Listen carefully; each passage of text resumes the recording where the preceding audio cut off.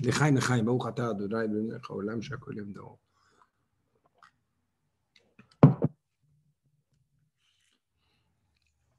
Alors d'abord, bonsoir. J'aimerais, avec votre permission, qu'on dédicace le cours d'aujourd'hui à la mémoire du Rav David Zawi, qui vient de nous quitter comme ça, de manière choquante. Et Bezrat Hashem, de la même manière qu'il a tout fait pour amener Mashiach quand il était ici, qu'Akadosh Baruch Hu lui donne le koach, qu'il puisse le faire là-haut, et qu'on puisse voir des vrais résultats pratiques ici dans ce monde. Alors mes chers amis, on est sur le point d'arriver vers la fin du Mahamar. On a encore beaucoup à faire, la vérité. Donc on n'aura peut-être pas tout couvert le Mahamar d'ici la fin. Mais l'important, c'est ce qu'on a pris avec nous en notre préparation à Yud Shvat Shivim Shana. La semaine dernière, on a parlé de l'armée. On a parlé de Tzva, celui qui est le soldat. Le mot Tzava, puisqu'on est appelé Tzivot Hashem, Tzava, c'est la shon Hayal, un soldat. C'est aussi Tzava, Milachon Tzivion, les différentes couleurs, à savoir que tout un chacun, on ne se ressemble pas tous et toutes. Chacun a sa propre image, sa propre identité, sa propre manière de faire les choses. Keshem she'en partsufehem shavot, ken en deodetehem shavim. De la même manière qu'on ne se ressemble pas, notre esprit également, notre manière de penser, notre manière d'agir, notre ligne de conduite, bien qu'elle suit toutes, on suit tous la voie de la Torah, mais chacun a son individualité et on a droit et on a besoin d'avoir notre individualité. Alors, Tseva, c'est Tzivion. D'un côté, c'est soldat. Il y a le concept de Kabbalat Ol, le fait que j'accepte le joug divin sur moi et que je fais des choses bien que je ne les comprends pas nécessairement, bien que je n'ai pas absorbé la profondeur des choses. Malgré cela, je reste une personne qui est un soldat. D'un autre côté, j'ai aussi le concept de Tzivion. Je suis qui je suis et je le suis de manière naturelle. Je suis qui je suis, je n'ai pas besoin d'être quelqu'un d'autre. Comme quelqu'un m'a dit une fois, je ne peux pas être celui-là ou celui-là parce que la place est déjà prise. Moi, je dois être moi-même. Et en fait, c'est ça ce que le Rabbi veut de nous. C'est ce qu'Akadosh Baruch Hu veut de nous. S'il nous a rendu, il nous a donné une certaine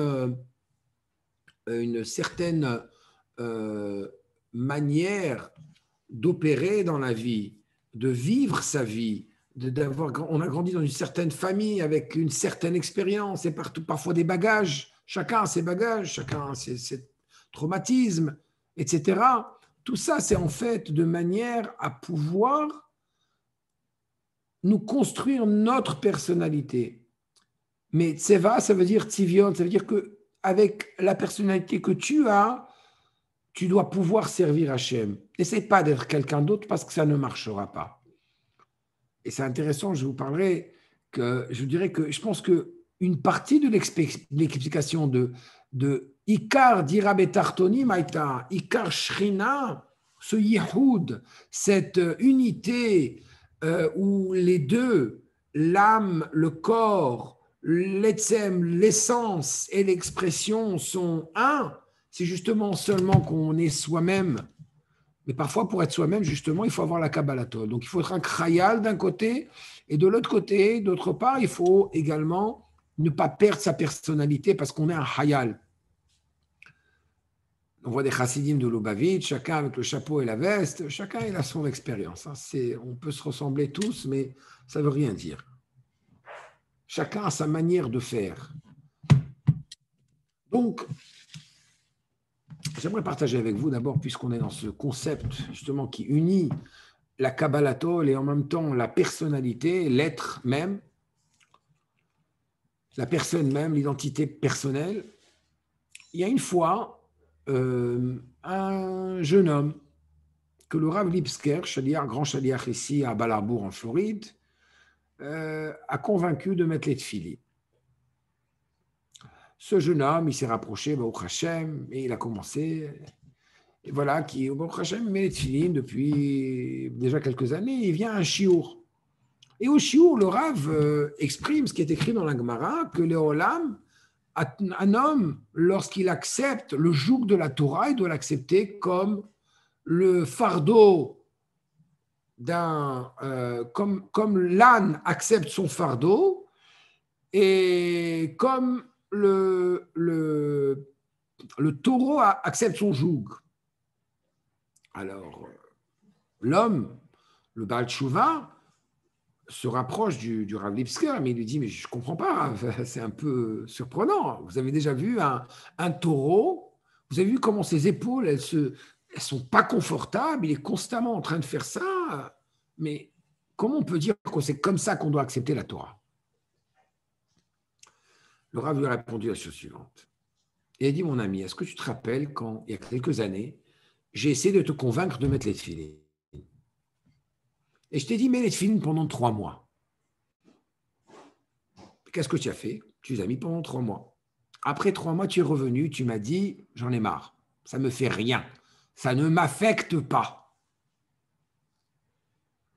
Alors, en bon Lubavitch, qu'est-ce que je t'ai dit? Un autre 3 mois. Tu as accepté un autre 3 mois.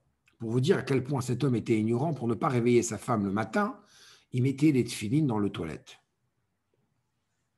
Un beau matin, qu'est-ce qui s'est passé? Après 3 mois, justement, après le deuxième 3 mois, 6 mois, il est devenu tellement excité des tefilines que Baruch Hashem, un beau jour, quand il a entendu que Shabbat, on ne met pas les tefilines, il les a mis 2 fois dimanche, il est venu se vanter devant le Rav Lipsker. Il lui a dit, est-ce que tu imagines si tu avais fait les choses seulement parce que tu les ressens, parce que tu sens que ça fait partie de ton être, de ta personne, où est-ce que tu en serais aujourd'hui? Tu ne les mettrais pas. C'est tout simplement parce que tu as accepté le joug, tu as accepté d'être un soldat, que tu as pu réellement dévoiler ta vraie connexion, ton vrai attachement essentiel à cette mitzvah et à Kadosh Baruch Hu. Donc ici, le Rebbe, dans le Mahamar, nous dit quelque chose de magnifique. Il nous dit, Tseva, c'est vrai que c'est Hayal, mais c'est aussi Tzivion. Et là, troisième élément, Tseva, c'est aussi le concept de temps. Il y a une limite dans le temps. Ça veut dire que chacun doit accomplir sa mission. Bien sûr, on veut tous vivre une longue vie. Mais comme l'a dit Rav Yekutiel Lippler, lorsque l'Admour Azaken l'a béni avec la richesse et la longue vie, il a répondu, pas poyesher yoren, she'enaim lahem velo yir'u, que j'ai pas envie de vivre la vie d'un fermier qui ne voit et qui a comme but dans sa vie que son animal, ses animaux. On a des yeux, on ne voit pas, on a des oreilles, on n'entend pas, on n'écoute pas le message profond. Je préfère avoir une vie courte, mais pleine de qualité et d'attachement à Hachem. Et c'est ça. Il faut pouvoir, en tant que soldat, le message de Batik Lagani, qui est un message personnel, qui contient la mission de la génération jusqu'à ce que Mashiach se dévoile, c'est justement ça. Dans chaque action qu'on fait, il faut considérer ces 3 choses. C'est vrai, j'ai peut-être pas envie maintenant, tout de suite, de faire mon étude du Chitat. J'ai peut-être pas envie d'aller au Shiur. J'ai peut-être pas envie d'avoir cette discussion avec mon enfant, qui est une discussion sensible, et peut-être que je vais la repousser à plus tard. C'est à ce moment-là que le soldat dans l'armée d'Hachem, de Tzivot Hachem, il se dit, attends, je m'arrête, j'ai un temps qui m'est donné bien spécifique dans ma vie de manière à pouvoir accomplir ma mission. Si je ne le fais pas maintenant, imlo arshav et matai. Si ce n'est pas maintenant, ça sera quand? À force de repousser les choses, on n'arrive nulle part. De un. De deux, parfois, il faut faire les choses avec Kabbalatol. C'est vrai, je ne vais peut-être pas m'identifier à ce que je fais maintenant, mais je sais que c'est la bonne chose, il faut que je le fasse. Intéressant chez les Chassidim, je me rappelle toujours, qu'on a un doute, qu'on a un dilemme, comme écrit dans la Gemara, dilma, un dilemme. Lorsqu'on a un dilemme, qu'est-ce qu'on fait? On se demande, le Even Abochen, c'est qu'est-ce qui va comment je vais choisir les choses? Je vais choisir, ben, c'est simple. Est-ce que je dois faire ça ou je ne dois pas le faire? Ben, regarde le résultat qui va suivre. Celui qui voit ce qui va se passer, ça c'est un chassid. Donc je me mets tout de suite à l'action. Un chassid, c'est quelqu'un qui a de la zrizout, qui ne manque pas l'opportunité, comme le soldat. Un chassid, c'est un hayal.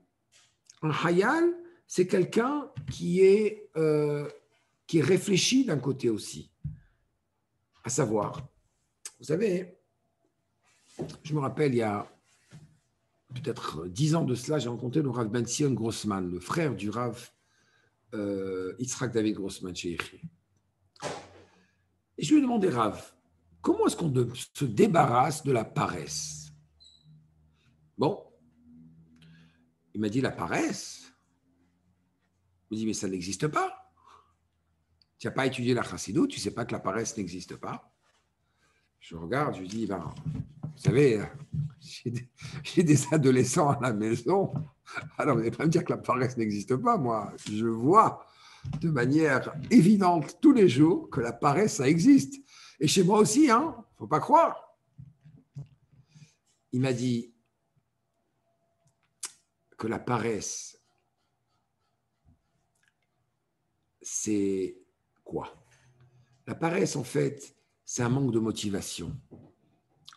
Pourquoi?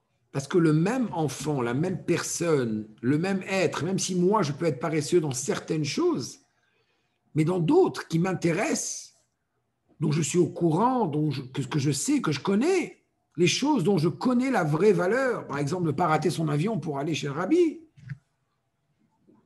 ou pour aller à Avdil en vacances. Ça, on n'a plus de paresse tout d'un coup. Donc, c'est quoi la paresse? La paresse, c'est un manque de motivation. Un manque de motivation, c'est quoi? C'est un manque de da'at. C'est un manque de connaissance. C'est ça le Ruach Shtut. Quand on parle du Ruach Shtut, l'esprit de folie qui vient prendre une personne et qui la dirige dans une direction qui est autre à celle pour laquelle il a été mis dans ce monde, que la mission pour laquelle il a été mis dans ce monde. Donc il m'a dit, mais c'est simple, c'est un manque de connaissance, ça veut dire je ne connais pas la valeur des choses. Donc la paresse, c'est quoi? C'est un manque de da'at. Et c'est ce que nos sages nous enseignent, en ani ven ashir et la beda'at. Le riche, la richesse, la pauvreté, c'est pas ce qu'on a dans son compte en banque. C'est la connaissance que j'ai, la sagesse que j'ai, c'est l'attachement que j'ai à ce que je suis en train de faire. Comment je vois les choses, comment j'ai rempli mon esprit.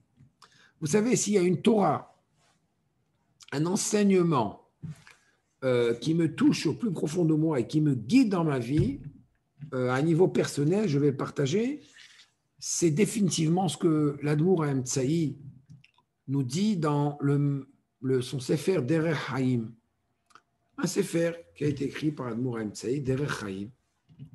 Et là, il pose une question, il dit, je ne comprends pas. Pourquoi il est écrit dans le schéma, Velo taturu achare levavchem ve'achare enechem. Tu ne te détourneras pas après ton cœur et après tes yeux. Pourquoi le cœur avant les yeux, il dit? Et c'est même le Talmud nous dit, Aïn Roa, Lev Homed, Kleama Ase Gomrim, que l'œil voit, le cœur désire, et tout d'un coup, on fait ce qu'il ne faut pas, Chas v'Shalom.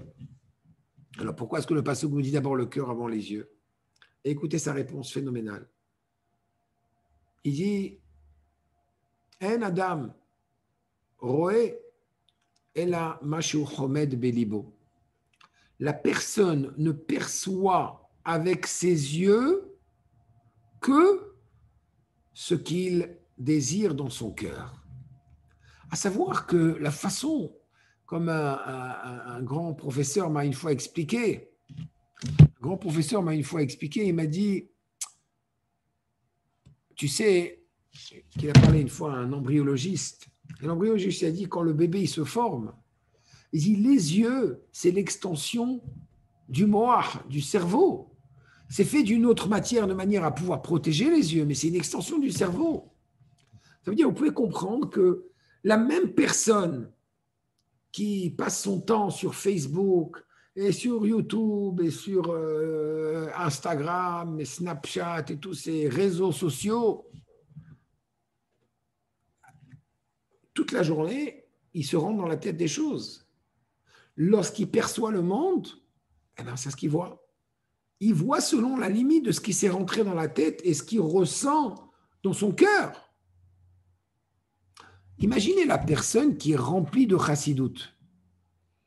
Tout d'un coup, on lui explique la mitzvah de Netilat Yadayim. D'ailleurs, ce sera un bon chiour à faire. Selon la chassidout, qu'est-ce que c'est Netilat Yadayim? Et il se rend compte de la mitzvah, et c'est ça le but de la chassidout, justement, de nous faire découvrir l'essence même, la lumière derrière la mitzvah.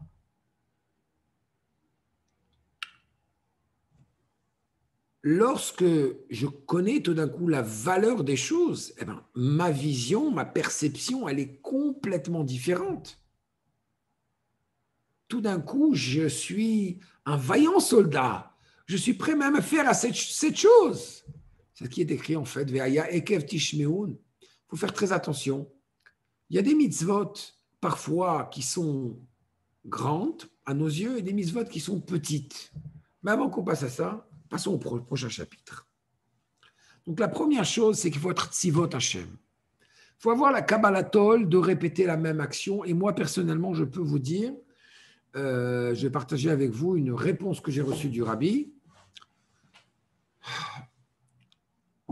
Il y a 29 ans, lorsque j'avais 20 ans, 63 jours avant Chav Zayin Adar, lorsque le rabbi a eu une embolie cérébrale, peut-être qu'on devrait dire que Am Israël a eu une embolie cérébrale. J'ai écrit une lettre au rabbi pour mon anniversaire.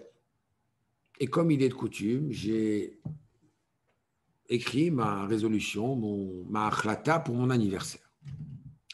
Maintenant, vous pouvez comprendre que à l'époque, le rabbi recevait plus de lettres personnelles que le président des États-Unis.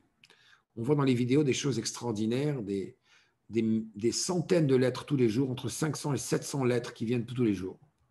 J'ai écrit ma lettre, je l'ai envoyée Yud Dalet Tevet, et voilà que ma lettre, qui est ici dans mon salon, accrochée, d'aller de Chav Dalet Tevet, la Iloula du Admor HaZaken, avec une réponse du rabbi et une bracha. Le temps du rabbi était important à l'époque. On peut s'imaginer comment chaque minute est calculée pour le Rebbe. Et le Rebbe a pris le temps de lire ma lettre, de répondre à ma lettre, de prier pour moi. Qu'est-ce qu'un jeune homme de 20 ans pour son anniversaire, qu'est-ce qui a motivé le rabbi à répondre à un jeune homme de 20 ans? Alors qu'il y a des cas de vie et de mort, des gens qui sont à l'hôpital, d'autres, les Havdil qui se marient. Tout le monde a besoin d'une direction, des grandes affaires. Tout d'un coup, un Bachour, il écrit là, à Manchester, j'écris et je reçois ma lettre, si vite. En attendant, le rabbi a reçu peut-être entre 5 et 7 000 lettres. Et voilà que ma lettre a été choisie parmi les lettres qui ont été répondues. Physiquement. J'ai écrit au rabbi la chose suivante. Sous le conseil d'un bon ami, j'ai écrit au rabbi que pour mon anniversaire, je prends sur moi non seulement de respecter les horaires du Seder, c'est-à-dire qu'à la Yeshiva, on a l'étude de la Chassidout avant la Tfila, l'étude de la Gemara après, avec un horaire bien précis, une heure bien précise, et encore l'étude de la Gemara l'après-midi, et ensuite l'étude encore de la Chassidout et de la Halacha le soir. J'ai écrit au rabbi que pour chacun des Sdarim, je serai à l'heure avec mon livre déjà ouvert. Quand l'horloge arrive à l'heure, je serai à l'heure. Et j'écris également au rabbi que pour les 10 prochaines minutes, les 10 premières minutes, je n'adresserai la parole à personne. Je serai en parfait silence. Et ça, c'est avant le téléphone cellulaire, la grande invention du siècle. Donc, il s'est passé quelque chose d'extraordinaire. J'ai reçu une lettre du rabbi. Et pourquoi?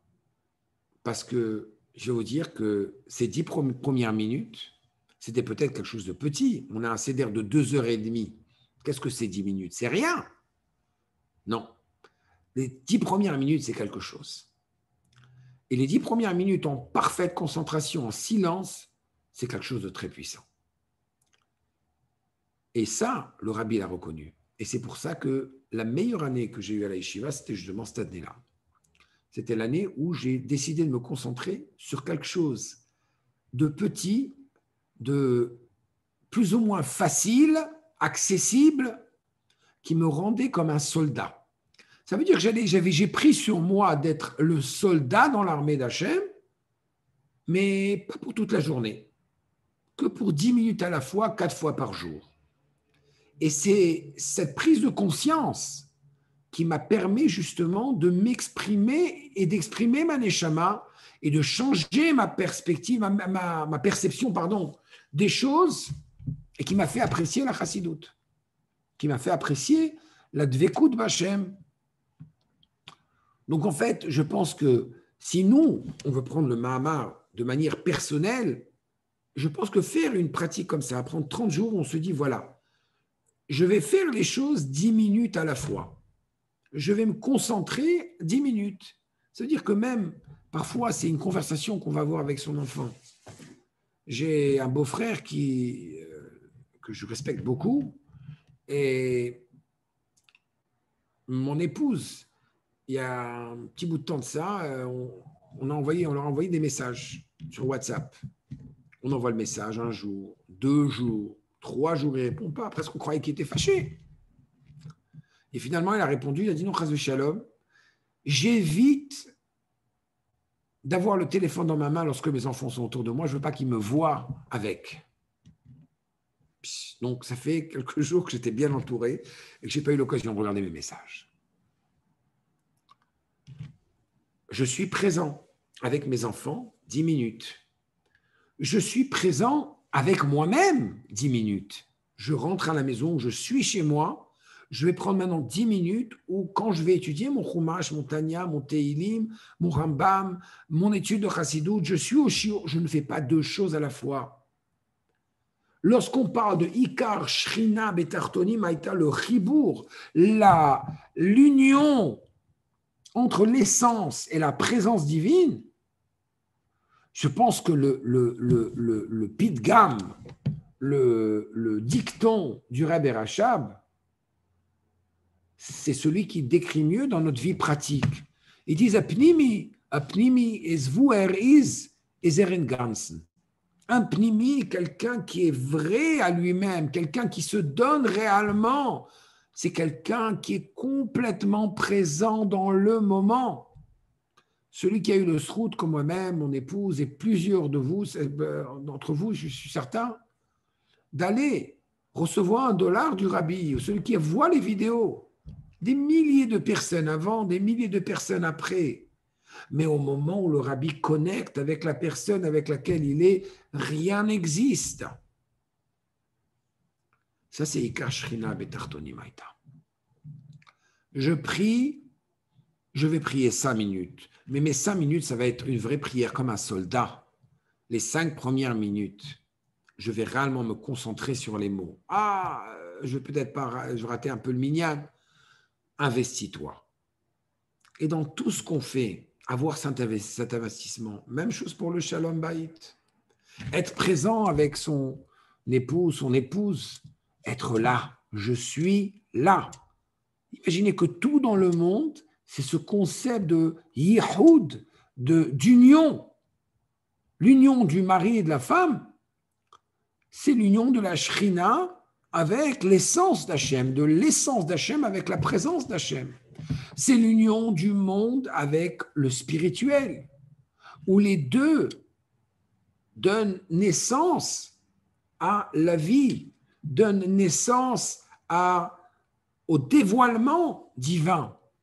Il y a un équilibre dans le monde. C'est là qu'on passe au prochain chapitre. Il dit, c'est vrai, on s'appelle Tzivot Hashem. On s'appelle l'armée d'Hachem. Mais d'où ça vient que nous, on a pris ce nom? Parce qu'on ressemble à Dieu. Et Dieu également, il a le nom Hashem Tsevakot. Je vais le dire maintenant, comme on dit dans le Passouk.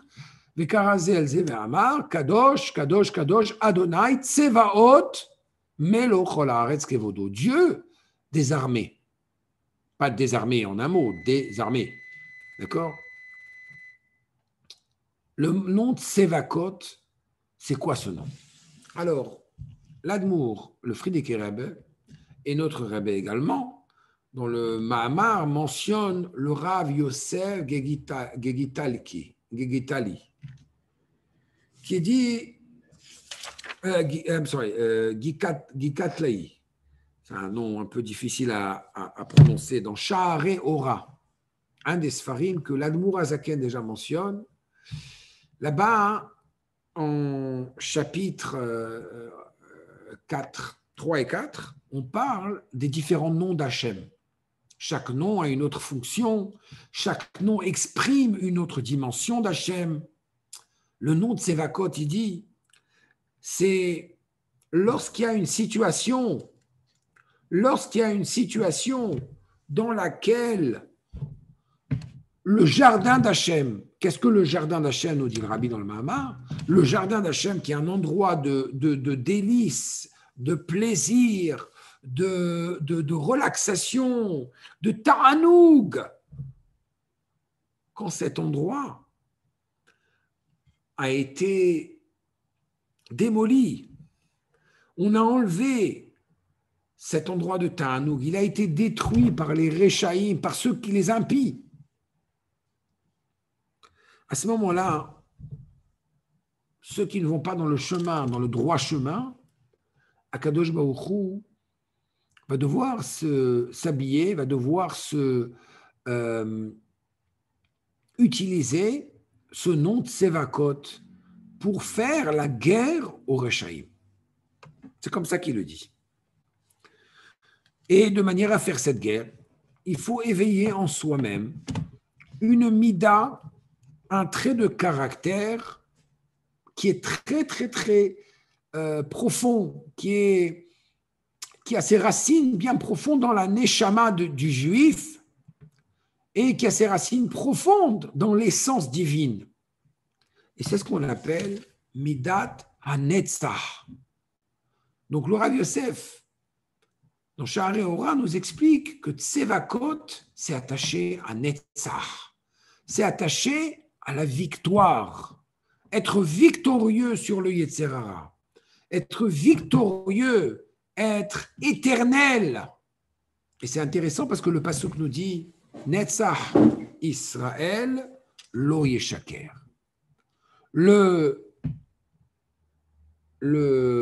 L'éternité du peuple juif, la victoire du peuple juif, lo yeshaker, elle ne mentira pas.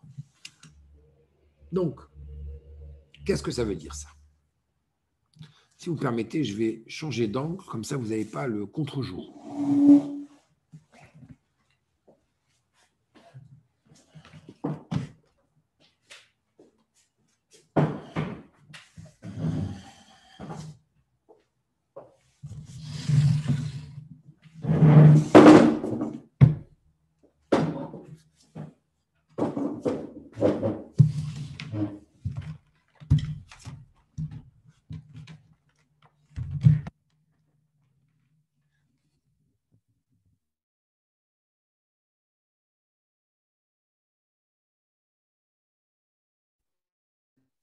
C'est comme ça.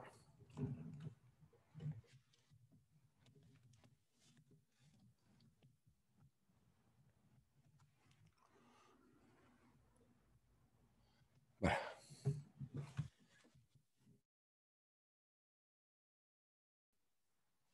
Donc, en fait, Hachem Tsevakot, le nom Tsevakot, le nom d'Hachem qui est Tsevakot, C'est le nom de Dieu qui a le pouvoir de faire la guerre et d'éveiller Midat HaNetzach, l'aspect de Netzach, l'aspect de la victoire. Qu'est-ce que c'est Netzach? Alors déjà, il est écrit dans la Mishnah. La Mishnah nous dit que lorsqu'on doit choisir de l'eau de manière à pouvoir faire la purification, se purifier, il faut que ça soit Maim Haim, de l'eau vivante, Velo min hamaim amechazevim, et non pas des eaux qui sont menteuses. Alors, qu'est-ce que ça veut dire des eaux qui mentent? Depuis quand les eaux, elles mentent? Elles disent des mensonges. Qu'est-ce que c'est Maim Haim? Une eau qui vit. En fait, il y a une source d'eau qui, chaque 7 ans, se dessèche. Cette eau qui se dessèche chaque 7 ans, c'est une eau qui, même quand elle est vivante, elle paraît être attachée à sa source, elle nous ment. Parce que ce n'est pas une eau éternelle. Ce n'est pas une eau qui se comporte comme ça de manière éternelle. Ce n'est pas le Hémet. Hémet, c'est vrai du début jusqu'à la fin, à tout jamais. C'est ça le Netzach Israël lo Yishaker.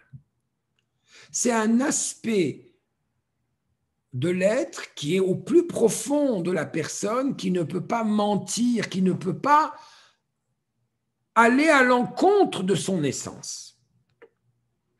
Le roi, le Rebbe nous explique, quand il va en guerre, qu'est-ce qui se passe? Le roi, Baruch Hashem, il a accumulé des trésors pendant des générations. Ses ancêtres, il a plein de pays qu'il domine.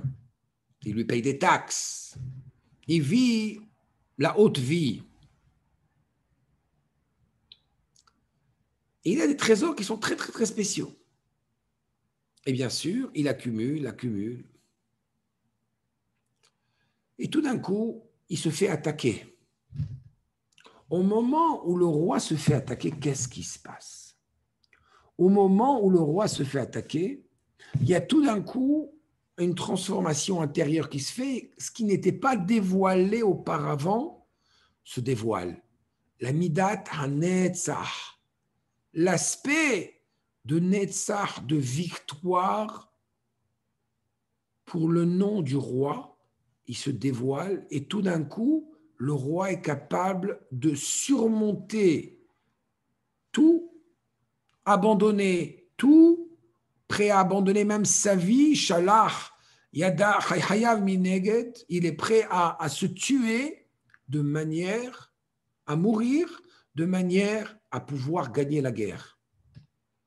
Et pour gagner la guerre, lorsqu'il y a de l'opposition, ça éveille la Midat HaNetzach, cet aspect de victoire à l'intérieur, tellement qu'il est prêt à même prendre les trésors qui ont été accumulés pour des générations avant lui et tout claquer, juste pour gagner la guerre. Pourquoi?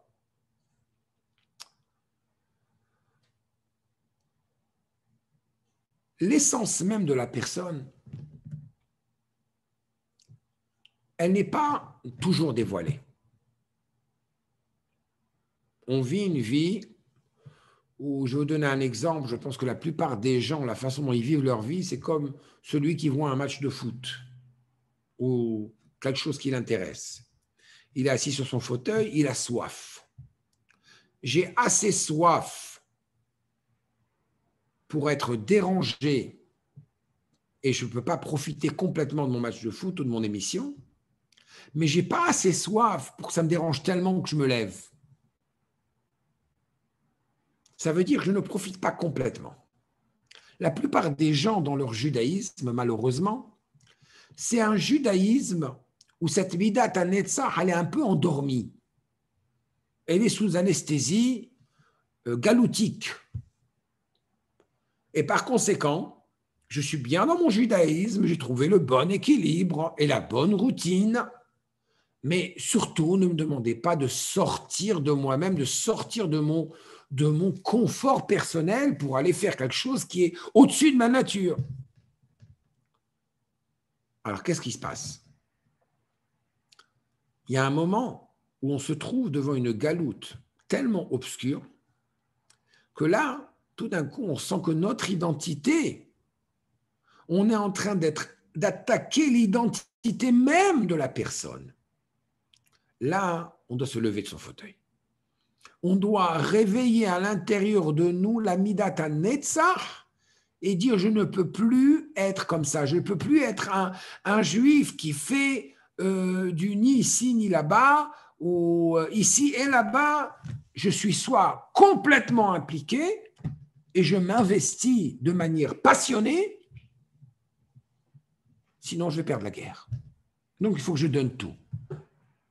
Quel est le problème? Je reviens au problème de la paresse.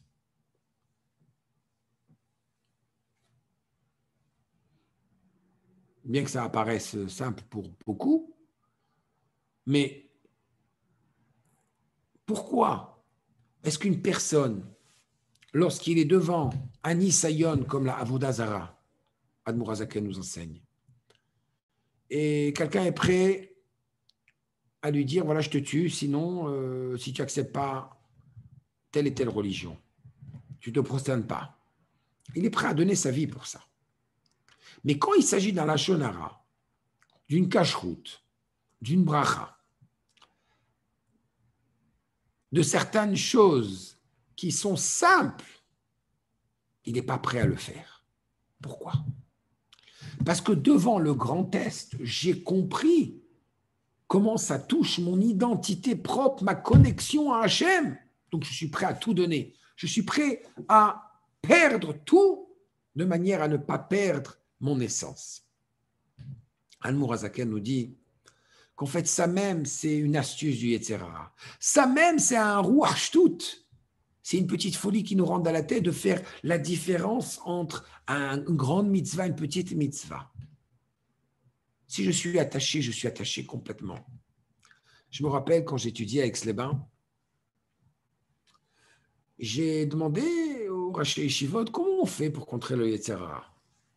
Parfois, c'est très difficile. Il m'a dit, tu sais, Chas v'Shalom, on fait des péchés, on va brûler en enfer, au Gehinnom. Oi, oi, oi, oi, oi, oi. Eh bien, je vais vous dire quelque chose qui n'est pas très, très beau.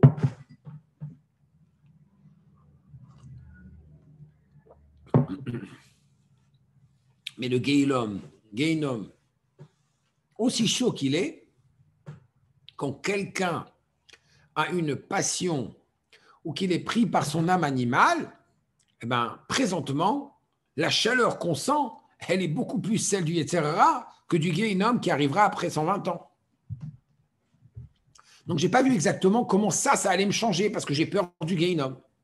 Et de toutes les manières, le Rambam lui-même l'écrit que ceux qui servent Hachem par la peur, ce n'est pas un vrai service. Jusqu'à ce que j'ai découvert ce qui est écrit dans le Tanya en chapitre 14.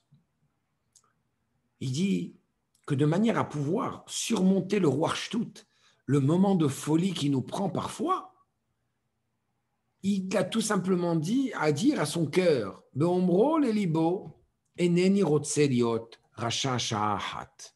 Je n'ai pas envie d'être un rachat, un impie, un seul moment. Pourquoi? Pas parce que je vais brûler en enfer. Qui eneni rotse liot nifrad me Hashem ehad beshum ofet. Parce que en aucune manière, je veux être détaché de l'unité divine.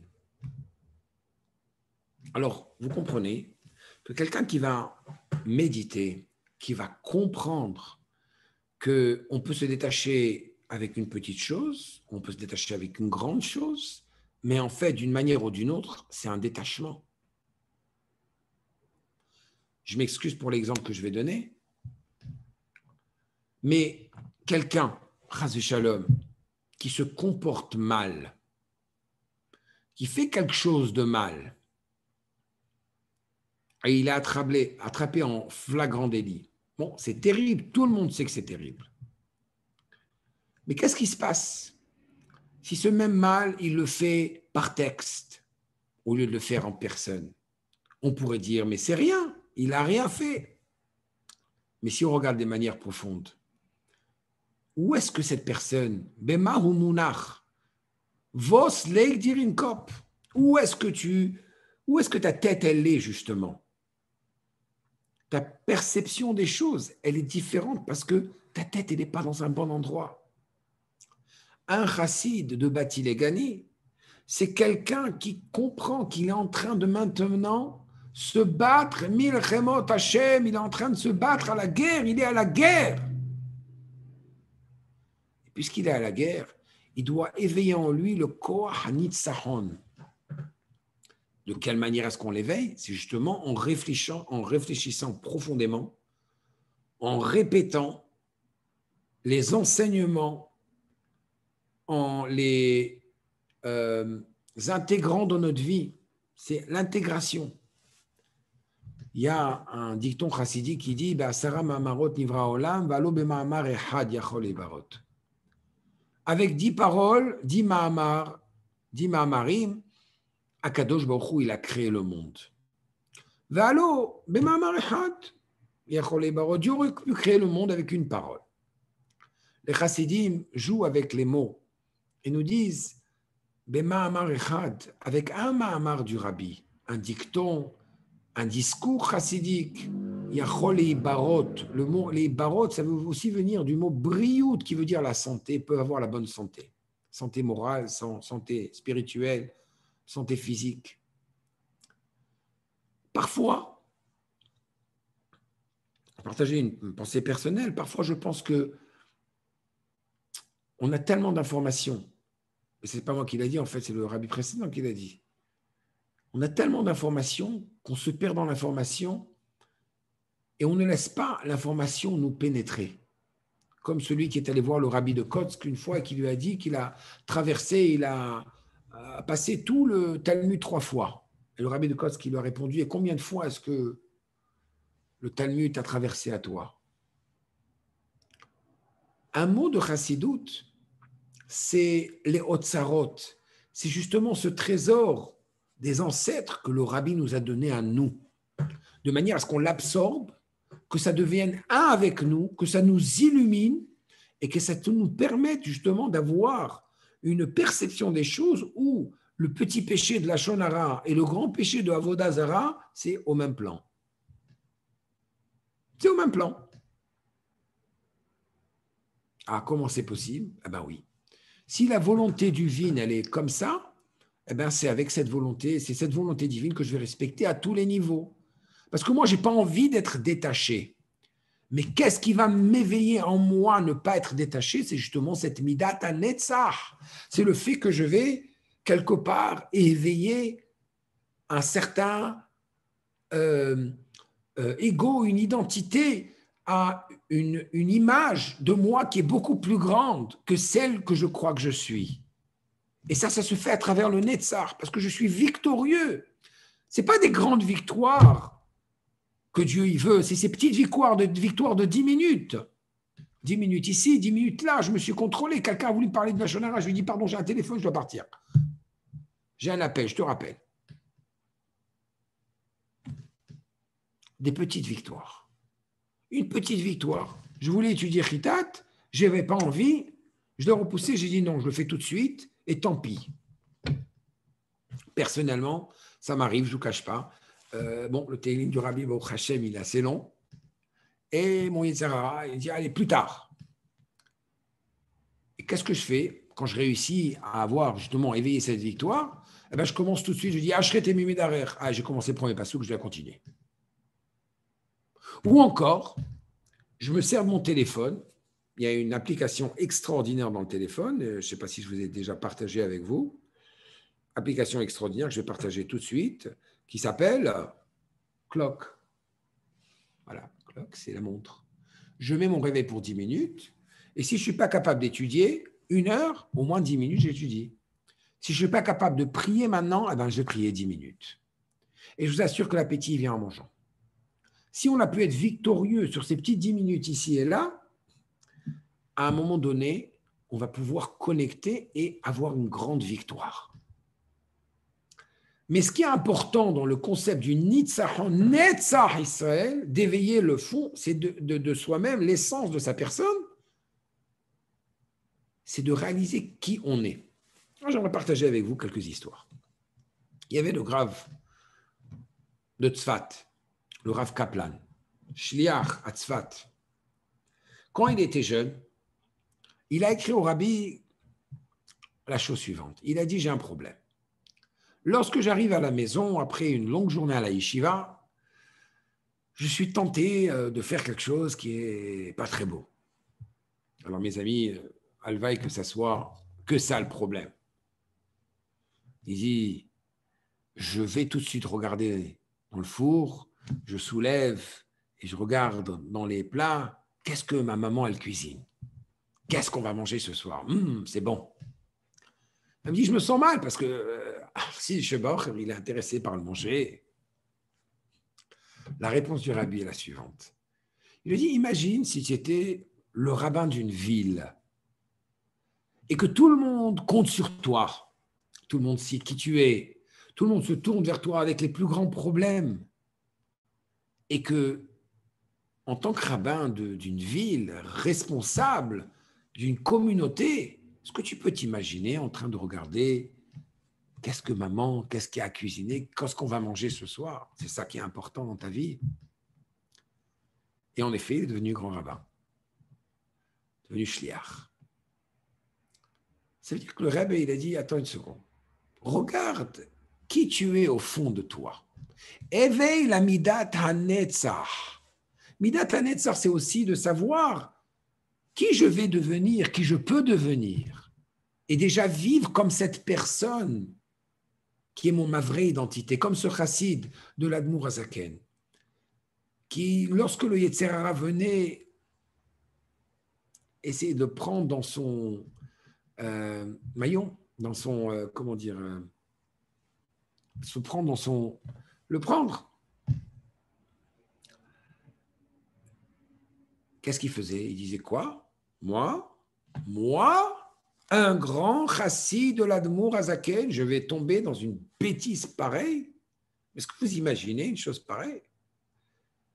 Ça veut dire que d'un côté, la chassidoute, la midata netzach, ici maintenant je viens de comprendre peut-être autre chose, le Rebbe nous dit que le Rav Yosef dans Sha'arei Ora, il nous dit que tsevaot, c'est pas seulement netzach, mais c'est aussi hod.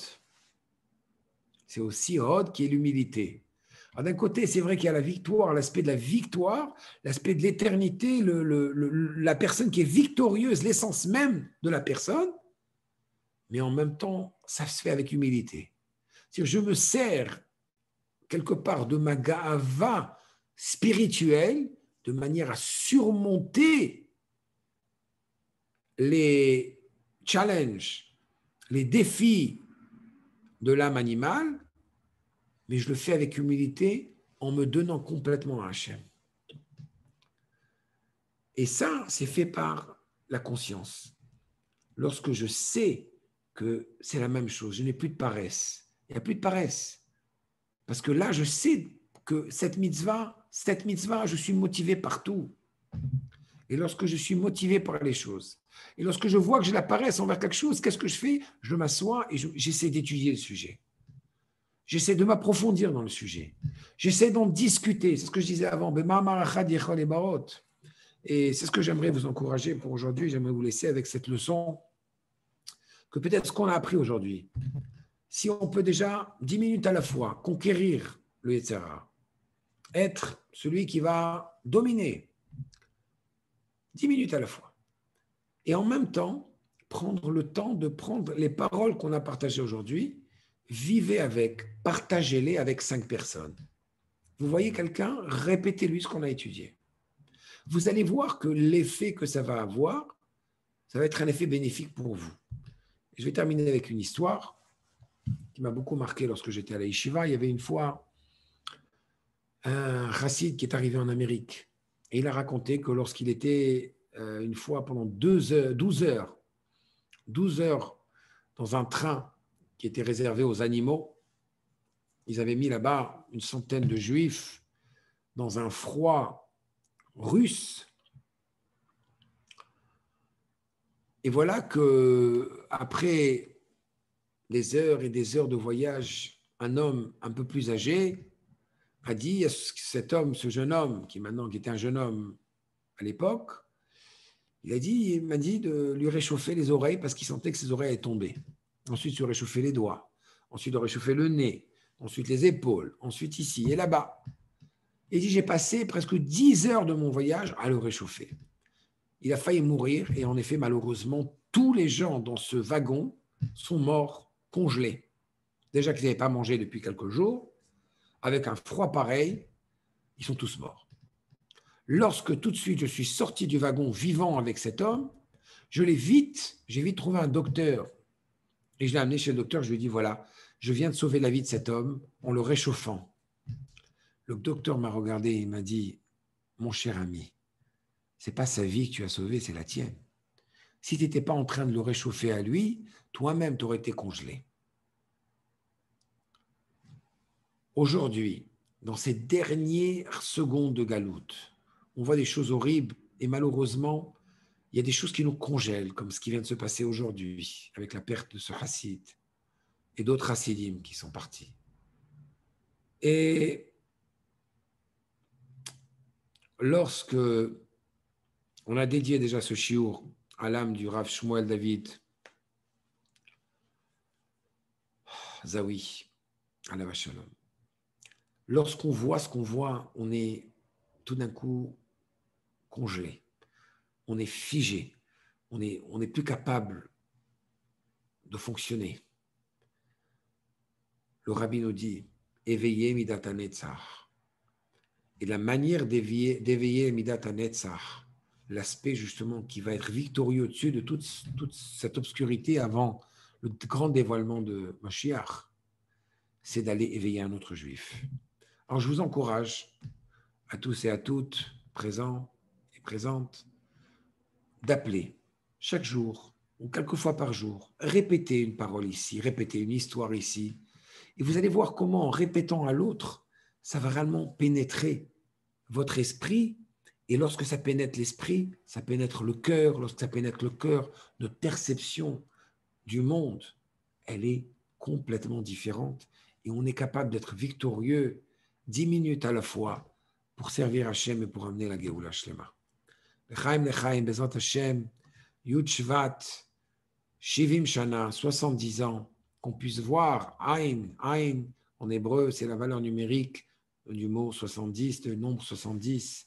Aïn, be'aïn, yiraï, on pourra voir avec nos yeux la Géoula Shlema, bezat Hachem, avec notre très cher Rebbe. Lechaim, lechaim.